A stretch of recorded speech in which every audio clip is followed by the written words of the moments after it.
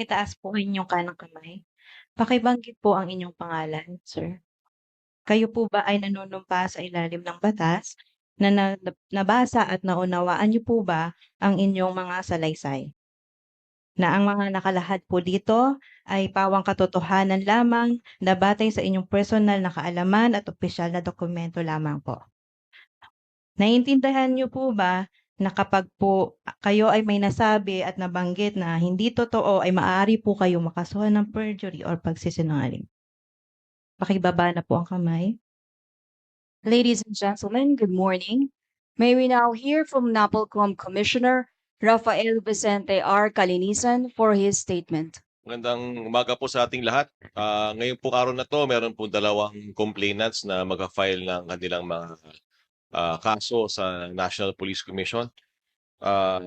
Una po, isang grupo ng mga complainants na may nirereklamong grupo rin ng mga pulis tungkol to sa pagbebenta ng kotse na hindi nila nakukuha.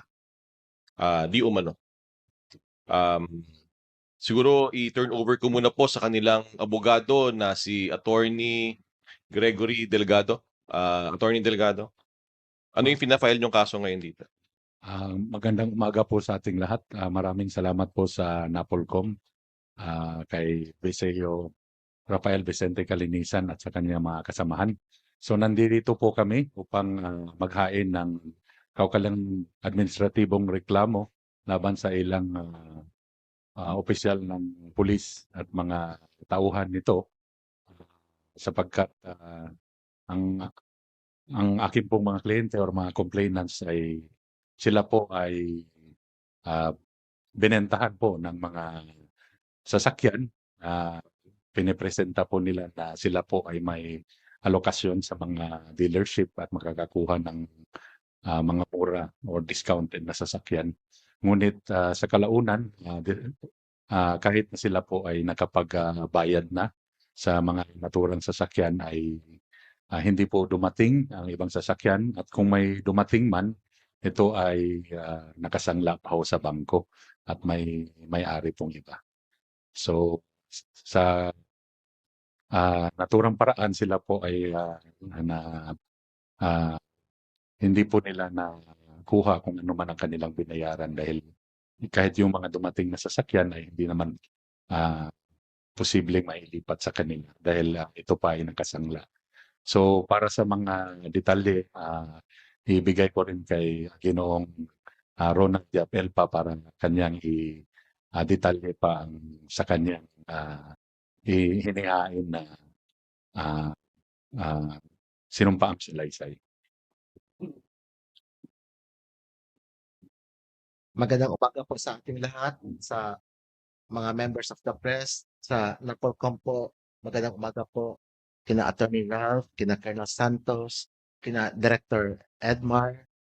Ako po si Ronald Elpa, isang businessman po from Cebu. So, ito nga po, nakabili po kami ng mga sasakyan po.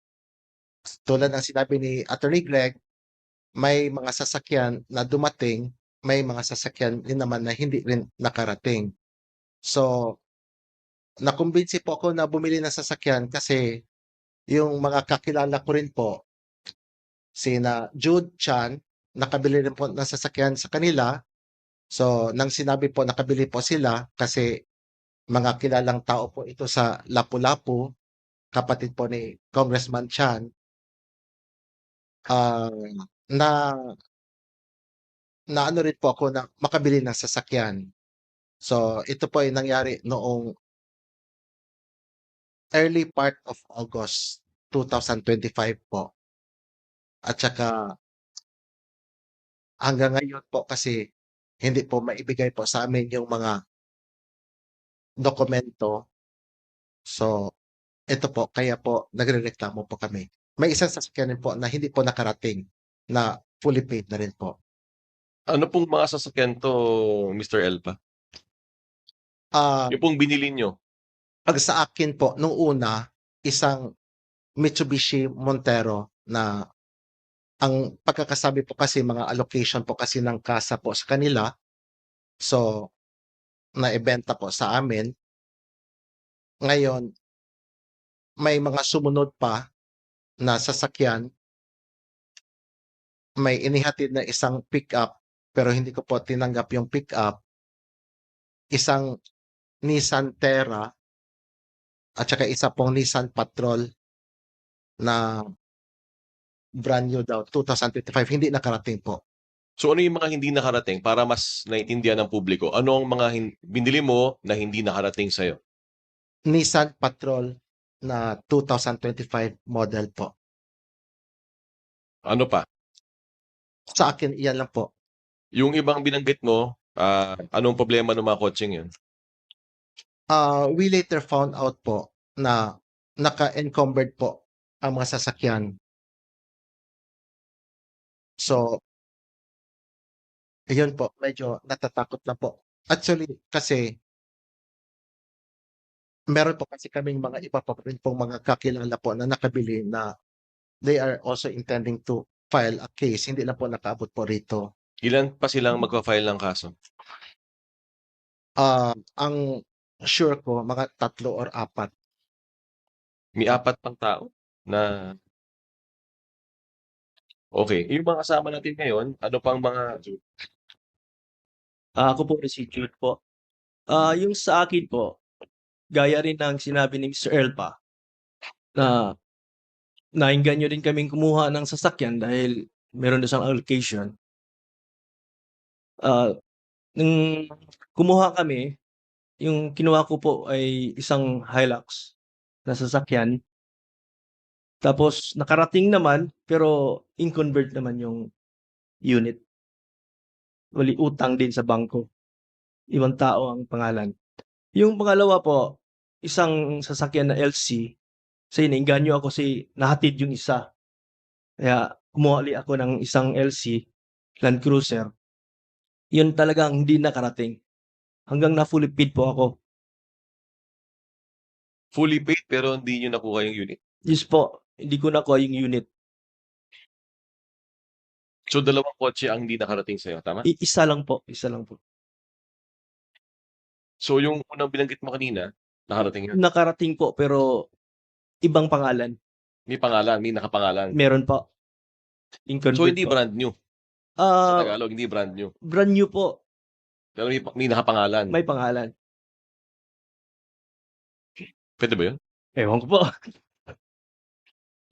Sige, yung ikaw... Baby ang pangalan mo? Yes po. Okay. Magandang umaga po sa lahat, lalo na kay Attorney Ralph Calinisan, Attorney Delgado.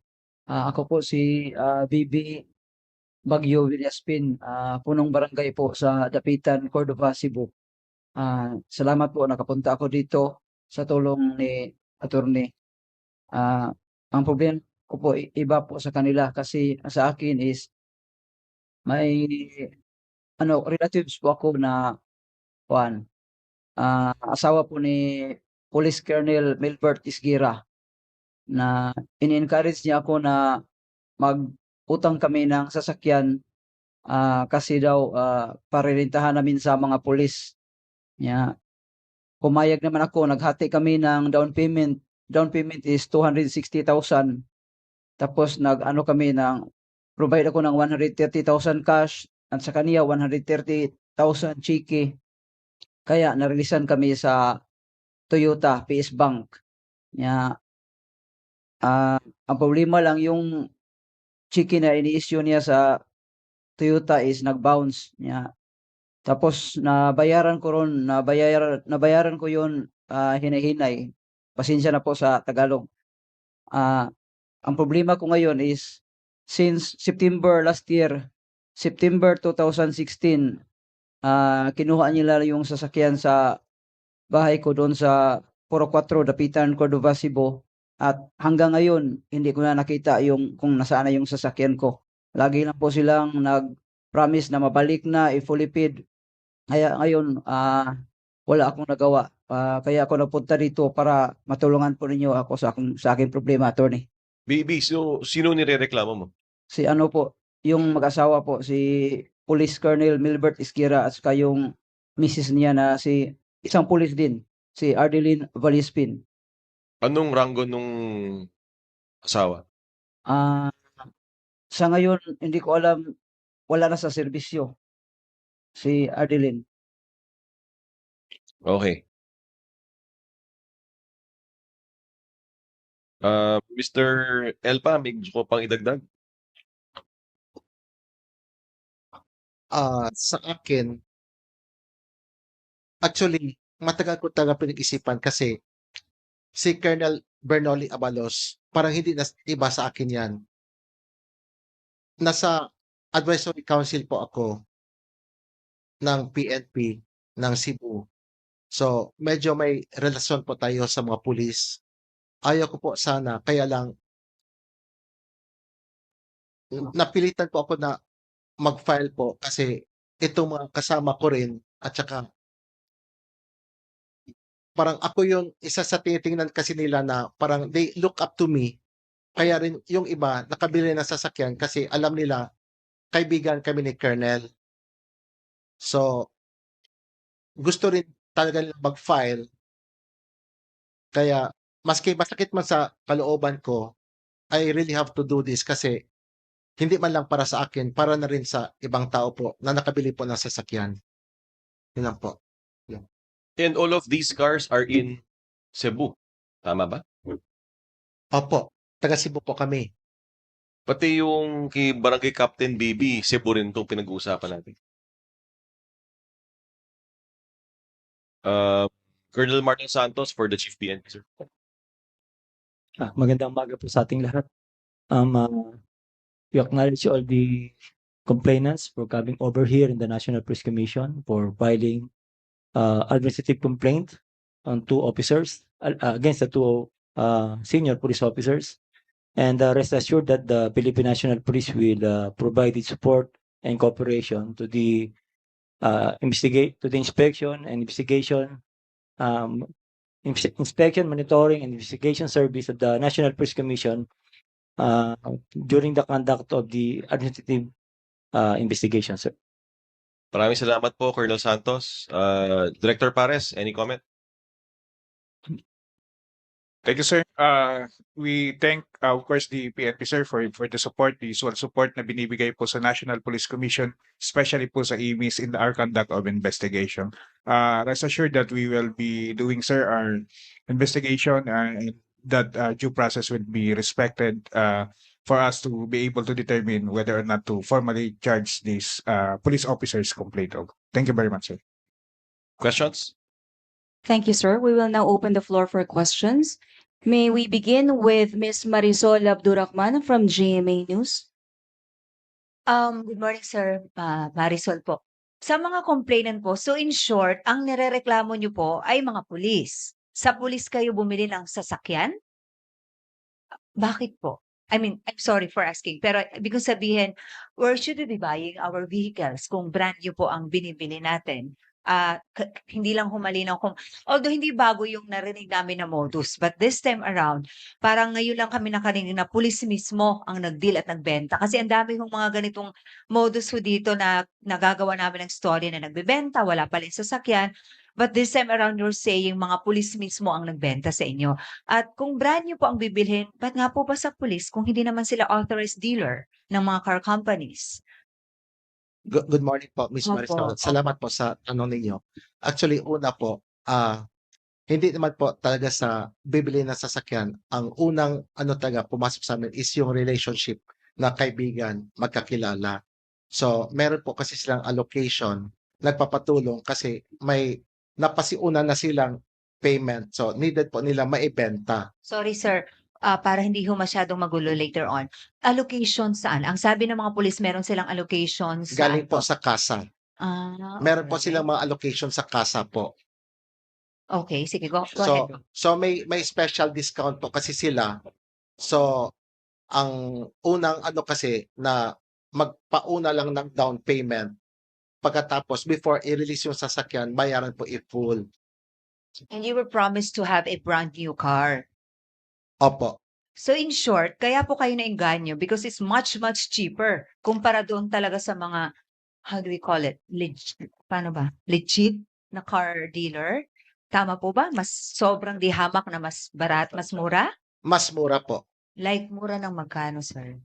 Halimbawa po, Nissan Patrol, they are selling it for around mga 3.8 million. Ano ba Kano yun? ba yun? More than half? Right. Wala So, wala akong mga idea 4 magkano ba. 4 million, 4.2, 4.3, ganun po. Yes. Opo. Okay. Ang Mitsubishi Montero po, binibenta po nasa mga 1.1 million po. Magkano yan sa tunay na buhay? Siguro nasa mga 1.5, 1.6.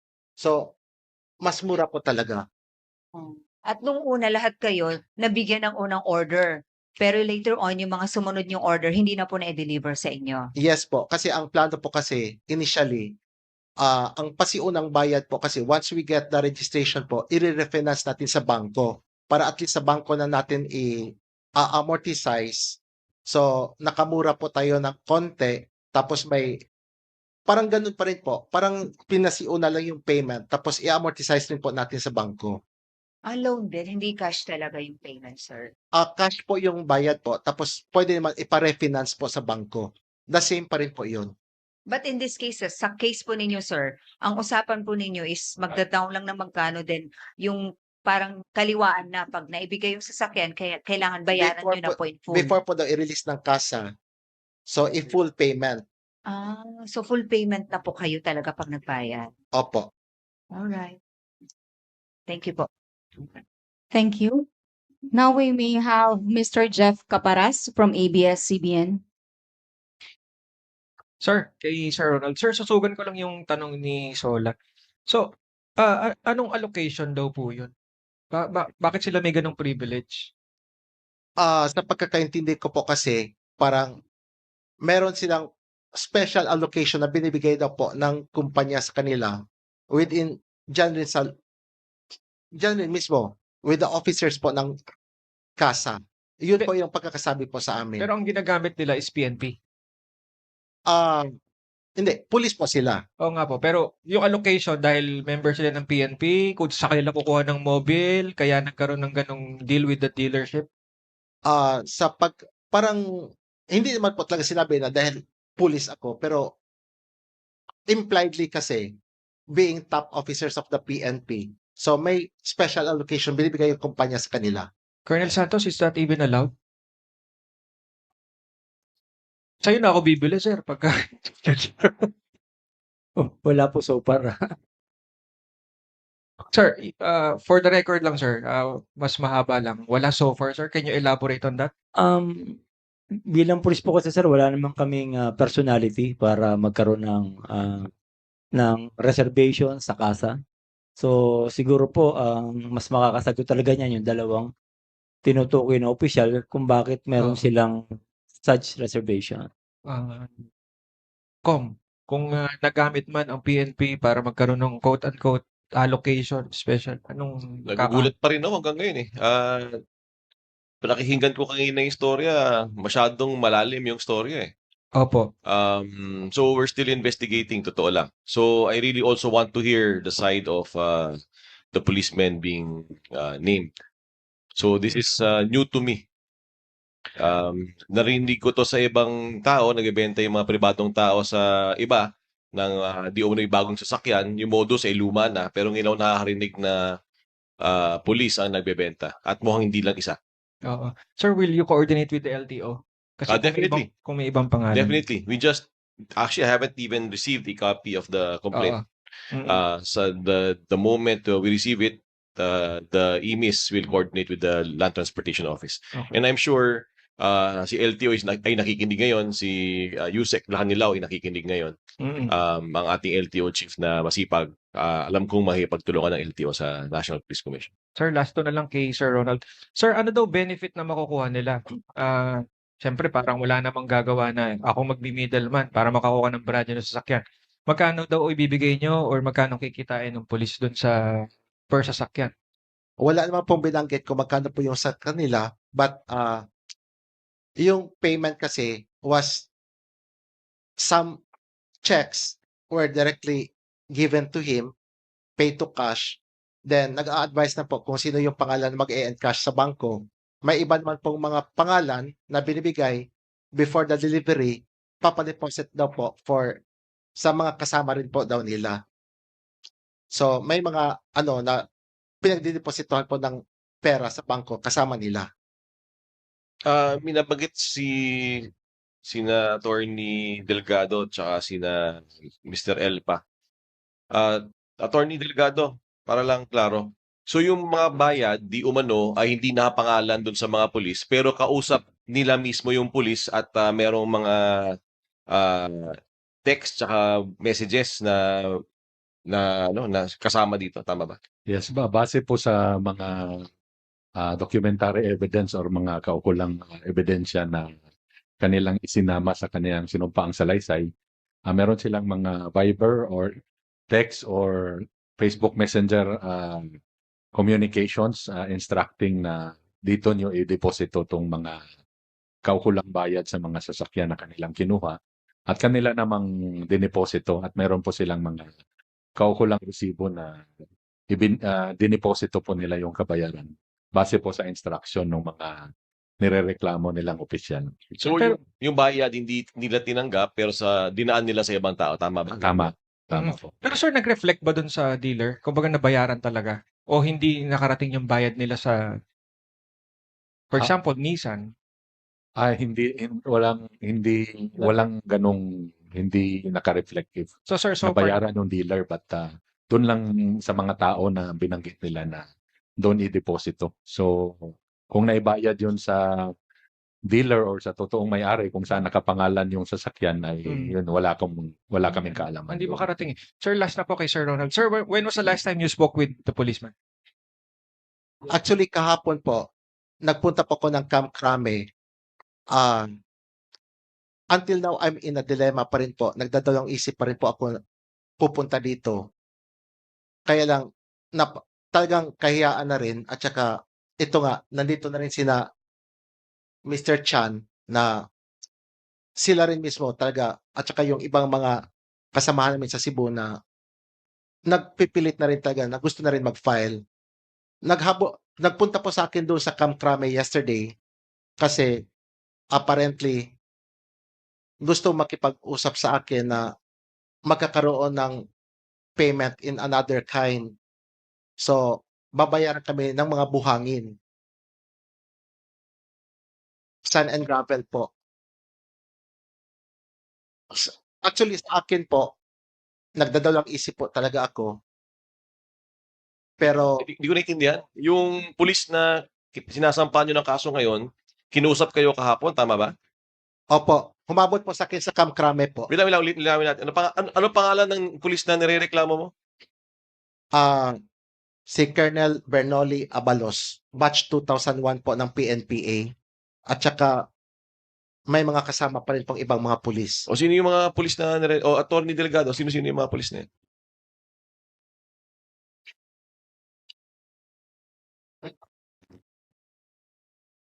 So we have Police Corporal Jerry Lee Losande Aboedo, Police Corporal Louis Rosales Nieva, Patrolman Joel Baila Valentino Jr. Base po sa sinumpaang salaysay ni Ginong Elpat ni Ginoong Chan, si Crisilio Juan din po. So ilang pulis yan? Ulitin natin para klaro, medyo nalito ako. Ilang pulis ang kinakasuhan mo? 5. Ilan ng opisyal dyan? Yung Police Lieutenant Colonel yung pinaka-official, yung iba NCO. O sige, balik tayo dito. Yung Lieutenant Colonel, yun yung lumapit sa iyo kahapon para bayaran ka ng buhangin, tama ba? Opo. Talaga? Kasi may batching plan po kami na kailangan po ng buhangin, sand and gravel, at saka semento po. So, na-assign po kasi siya ng Albay. May mga source po siya sa Albay na parang ibabayad po buhangin. Ng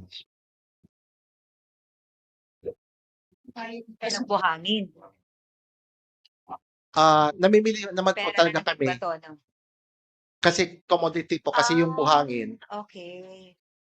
na bumibili po talaga kami ng mga buhangin po coming from those areas, from Leyte, from Albay, para kasi component po yan sa ginagawang batching plant ng semento po. Anong, Ready mix anong concrete. naramdaman mo nung sinabi niya babayaran ka niya ng buhangin? Sa akin po, actually, mixed emotion po. Kasi kung babayaran po ako, kaya lang, nandito na itong ibang complainants rin na nag-uudyok rin po talaga sa akin na mag-file po ng case. At saka yung may mga magfa-file pa rin po doon sa Cebu. Ang una kasing gustong i-file talaga nila is syndicated estafa po. Kasi sarami nilang mga pulis. Have you filed syndicated estafa, Atty. Delgado? Doon po sa sinumpang salaysay na hinihain nila, meron silang reservation that after this they will file the appropriate criminal charges. Di ka ba natatakot, Mr. Elpa, na kinausap ka kahapon? Meron kang pinuntahang lakad sa Camp Crame at biglang sumulpot na lang tong Lieutenant Colonel na to sa lakad mo. Wala ka bang naramdaman na pangamba? Kahit sino naman pong ordinaryong tao po, kasi yung mga kausap mo, mga pulis, alam mo po yung mga capabilities kasi nila. Siyempre po, mag-aagam-agam ka rin po talaga. Pero, gaya nga po ng sinabi ko po, I really have to stand up po kasi sa mga kakilala at mga kaibigan ko po, nakabili po ng mga units po na gusto rin po nila makahingi po ng hustisya at they are looking up to me kung paano po yung gagawin ko, attorney. Thank you. We will now have Mr. Alan Gatos from DZWB. So, ano ho yung pinakamataas na ranggo na involved dito, Lieutenant Colonel? Lieutenant Colonel, opo. Pwede ba nating pangalanan lahat, Commissioner? Pinakalanan na ni... Actually, it appears to me na dalawang sets of parang policemen. may ibang mga pangalan na kanina na binanggit. Sige, Attorney Para Delgado. malinaw lang po. Attorney Delgado, pakilinaw lang kasi parang dalawang grupo ng pulis ang pinag-uusapan natin dito. Isa, bentahan ng kotse, isa, rentahan. Parang dalawa no? Oo. So, Sa bentahan muna. yung Sa bentahan. Police Lieutenant Colonel Bernoli D. Abalos, Police Corporal Jerry Lilo Sande Abuedo, Police Corporal Louis Rosales Nieva, Patrolman Joel Baila Valentino, at isang Police Senior Sergeant Crisilio Juan. Victor Crisilio Juan. So, ito yung mga kinocomplain ni Mr. Jude Kiranti Chan at Mr. Ronald Yap Elpa. Ito naman kay Punong Barangay Baby Bagyo Bilispin, doon sa rentahan or inudyok siyang magkumuha ng sasakyan si Colonel Isguera. Melbert Isguera. Full colonel to? Classmate. Sige, anong pangalan po uli, Chairman? Nung Police, Colonel Melbert Esguera po, sir. Sa Region 7. Region 7. Yes po. Okay. Balikan ko lang po si Sir si Sir Jude at saka Sir Ronald. Parehas lang po yung kino-complain nyo? Parehas lang po. Parehas lang po. Parehas lang po. Opo. Okay. So Sir Ronald, so nakilala niyo ho sila papaano yung naging sistema, papaano niyo sila nakilala. Binabanggit niyo kanina, miyembro kayo ng advisory council ng ano ho ba yan? Ng Cebu Police Provincial Office? Paano ho ba? Mandawi City Police Office po at saka ng Internal Affairs Services po. Doon po sila naka-assign? Hindi po. Before po, they used to be assigned in Cebu as intelligence officer before at Mandawi City Police Office. And then hanggang sa napalipat-lipat na nung nakaraang last year of August, na-assign po siya ng CIDG Region 5 as Regional Chief ng CIDG.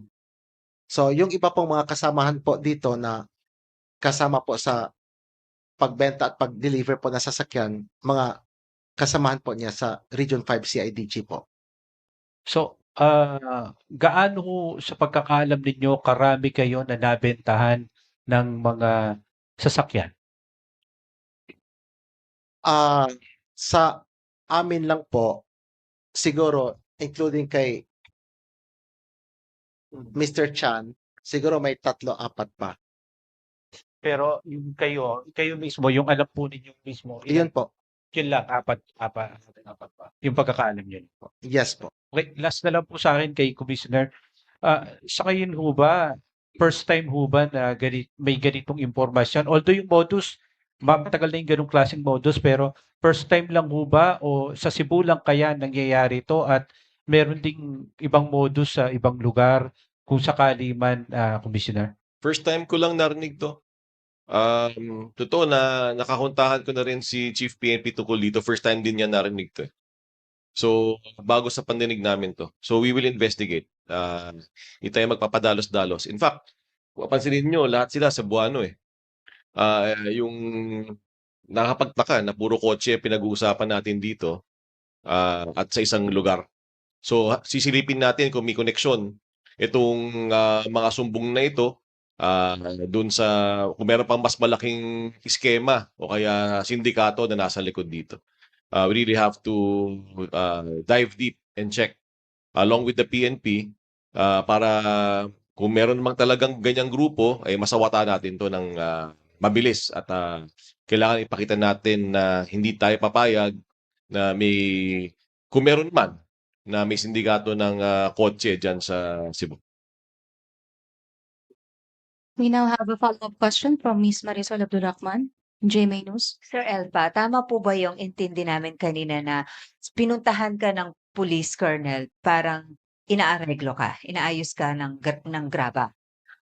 Tama po. So, are you saying na despite that, willing kayong ituloy ang reklamo ninyo kasi kahapon kayo nag-usap, tapos tumuloy pa rin kayo sa NAPOLCOM. So, hindi kayo magpapaareglo. Wala kayong naging usapang ganun. So, in short, you said no to him. Kaya tinuloy niyo po ang reklamo. Opo. Alright. Sige, at least alam lang ng police. Paano nalaman nung pulis na nandun ka? At paano niya nalaman na mag-file ka ng reklamo?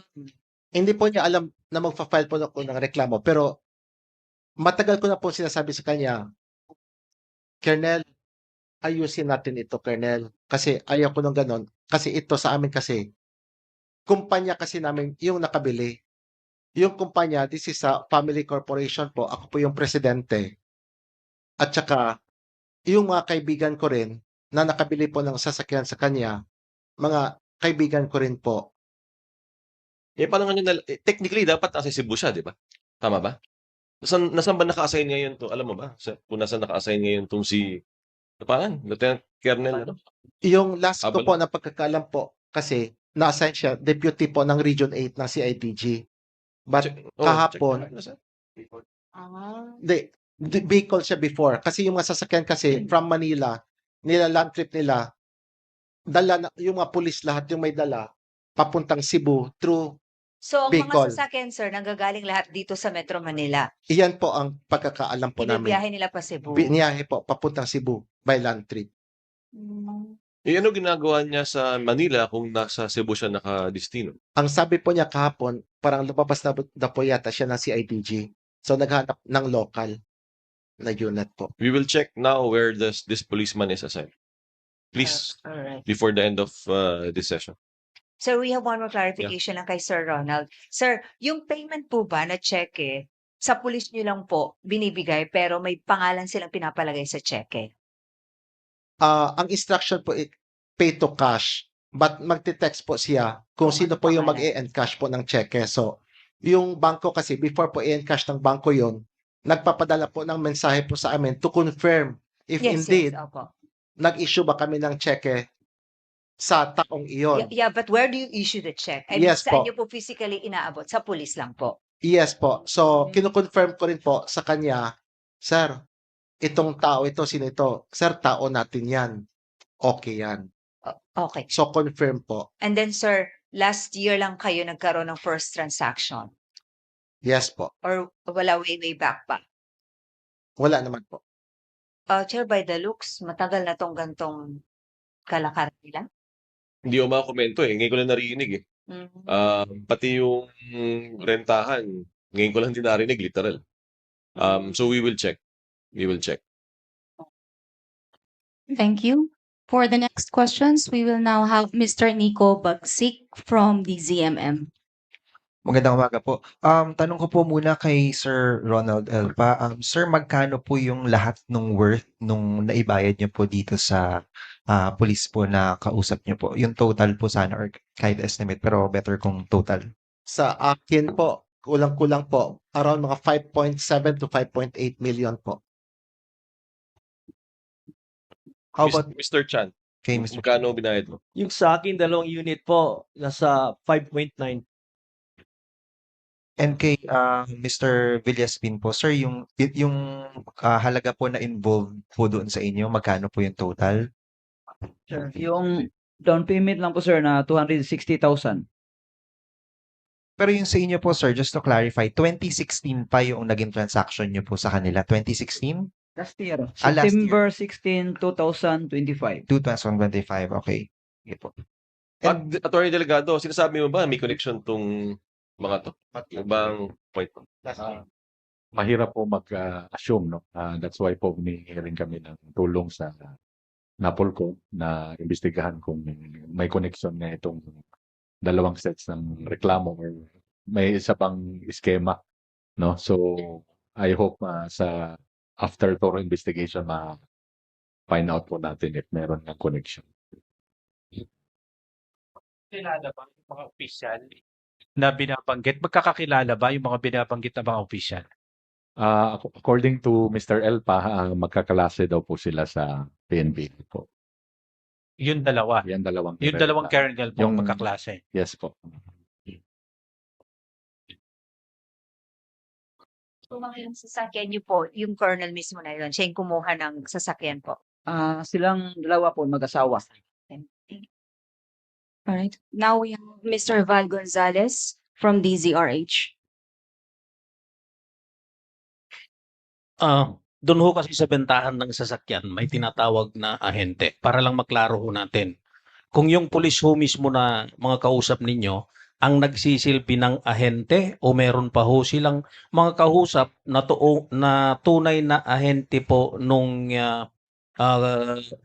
car company or car dealership? Ikaw po yun. Ang kausap ko talaga is si Colonel Abalos. Tapos sabi niya, meron siyang allocation. Tapos sinano niya yung kaibigan niya na parang ahente daw. Pero police din pala. Doon po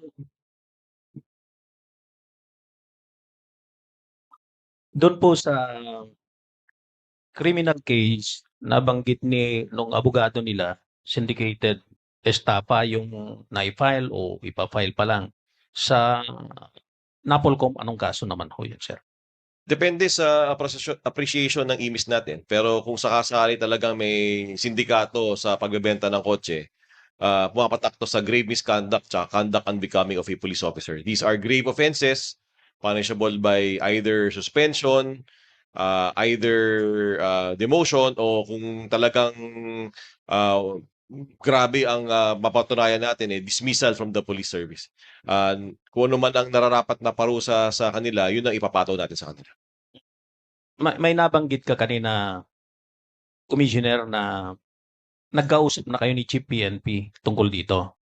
Opo. Ano ang instruction or direktiba kung meron man from the Chief PNP? Yeah, of course, we dialogue. Ang inakagandahan namin ni Chief PNP Nartates, kami ay nag-uusap sa mga bagay-bagay. At nung una kong narinig na mukhang may magpa-file na kaso, nagparating ng mensahe ang isang abogado na gusto nilang mag-file ng kaso dito.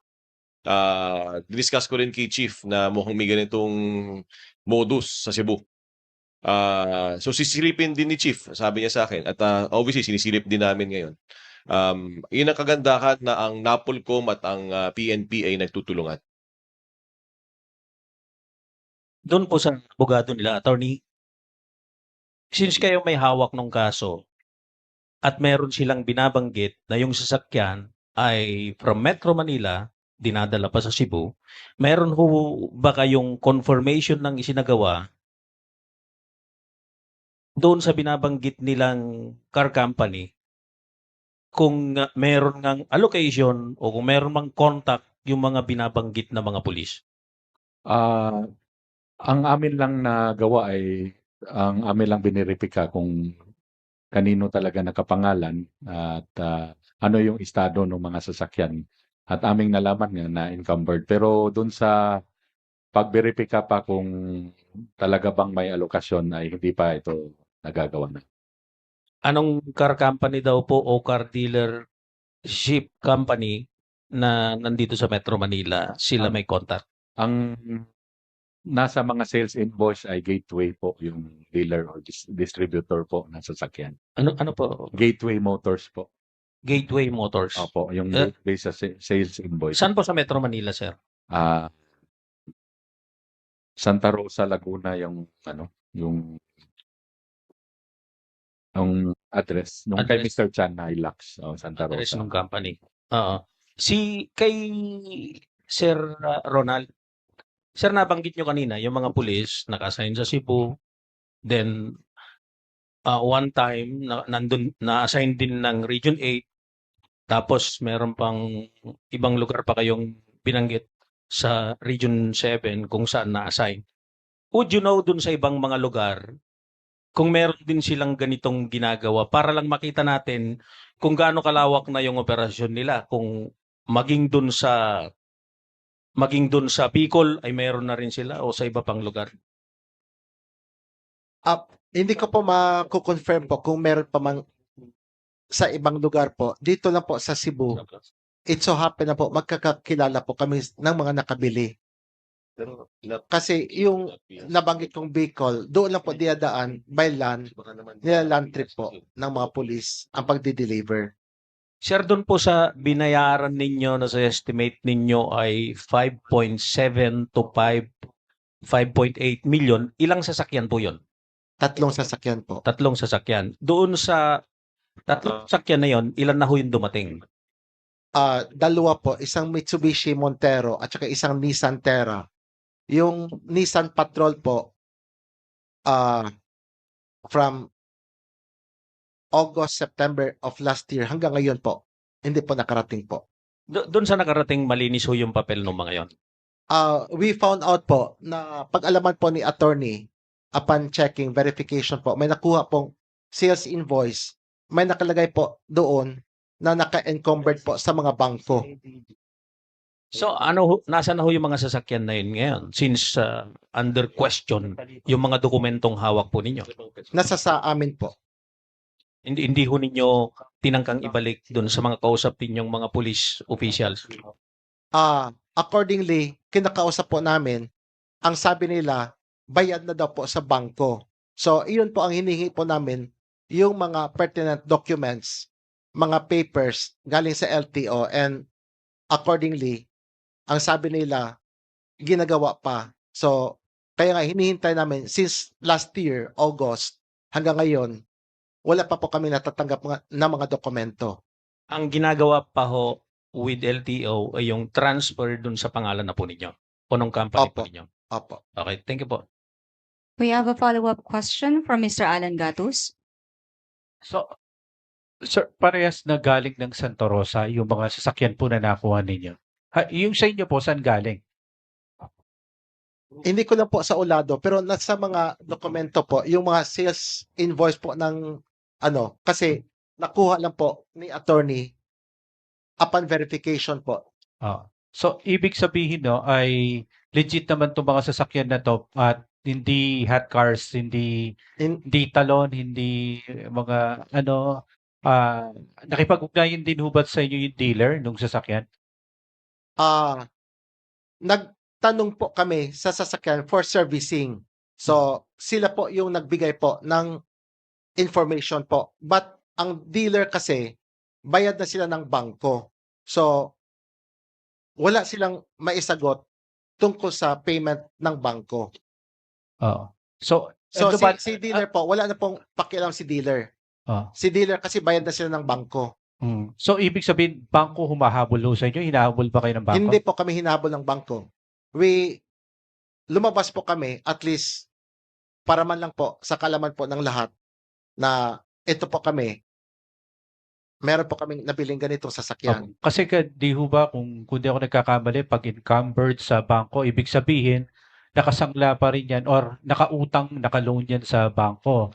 Opo. So ibig sabihin, kung sino ho yung may hawak ng sasakyan, kayo ho yung may pagkakautang sa bangko. Parang ganun po. Hindi po kami ang may pagkakautang sa bangko kasi yung kung sino pa man yung bumili po ng sasakyan sa kasa, sila po yung nangutang sa bangko. So sila po yung inaprubahan ng bangko. So, pero ibig sabihin, nababayaran kaya sa bangko? Iyan nga po kasi we have no means to verify with the bank kasi may magtanong man kami, they have their bank secrecy law. Hindi po tayo mabibigyan po ng information po with regards to that question po. Okay. Last na lang sa akin siguro kay Komisyoner, no? So, ito talaga parang first time, no?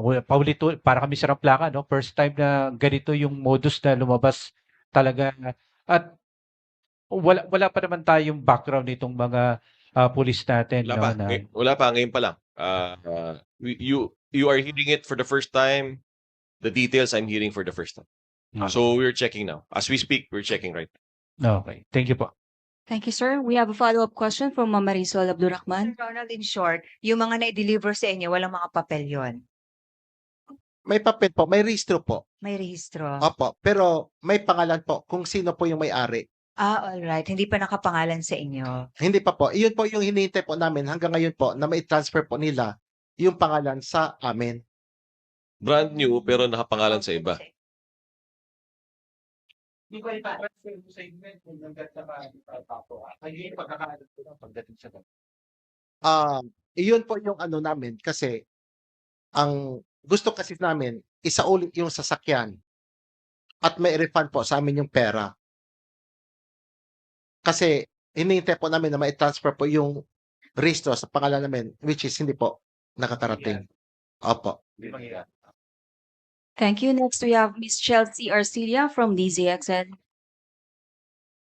Hello po. Sa complainant po, magkakilala po ba kayo personally and sabay-sabay rin po ba kayong bumili ng sasakyan? Kasi if ever po, hindi nyo po ba nabalitaan na nagka-problema po yung mga nauna nang bumili ng sasakyan? Actually, ang una nakabili si Mr. Chan. So, naengganyo po ako bumili kasi mga kilalang tao po ito ng Lapu-Lapu City.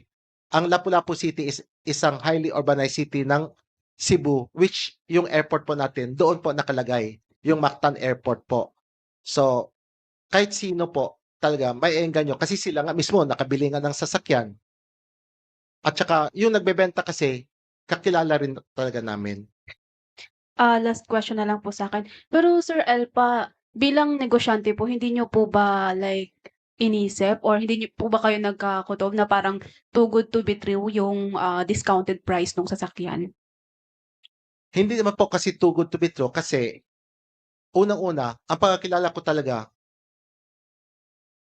si Colonel Noli Abalos, isang kaibigan at mabait na tao po talaga. Kaya hindi po ako makapaniwala hanggang ngayon as we speak.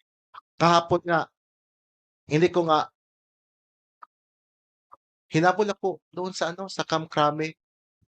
Kasi kaibigan eh.